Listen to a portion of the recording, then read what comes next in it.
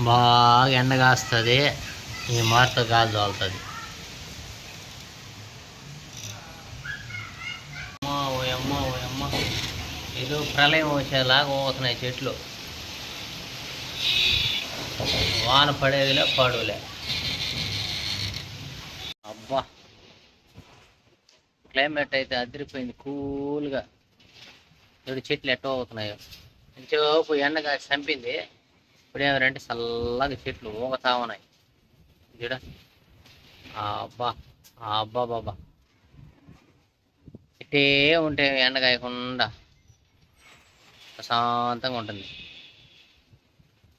కొద్దిసేపే మళ్ళీ ఆడవాడ ఆరిపోతాయి ఎండకి. మా మిద్ది మీద నుంచి అయితే ఆ వెనకాల వ్యూ అయితే తిరుమల కొండ కనబడుతుంది అనమాట. పీస్ఫుల్గా ఉంటుంది చూసేదానికి. ఎంత బాగుంటుందంటే అంత బాగుంటుంది. అక్కడ బ్యాక్ సైడ్ ఆ వెనకాల కొండ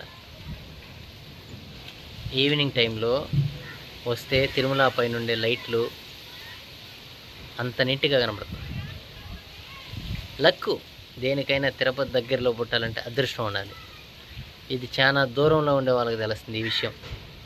ఎందుకంటే కర్నూలులో ఉండే మా ఫ్రెండ్కి తెలుసు తిరుపతి విలువ, కానీ ఇక్కడ ఉండే చాలా మందికి తెలియదు.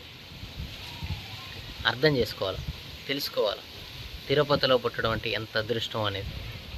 వాడు చెప్తుంటాడు, అన్న మిమ్మల్ని ఒకసారి చూసినా చాలన్నా, తిరుపతిలో ఒకసారి అడుగు పెట్టినా చాలన్నా, అంత అదృష్టం అన్న తిరుపతిలో ఉండాలంటే అంటాడు.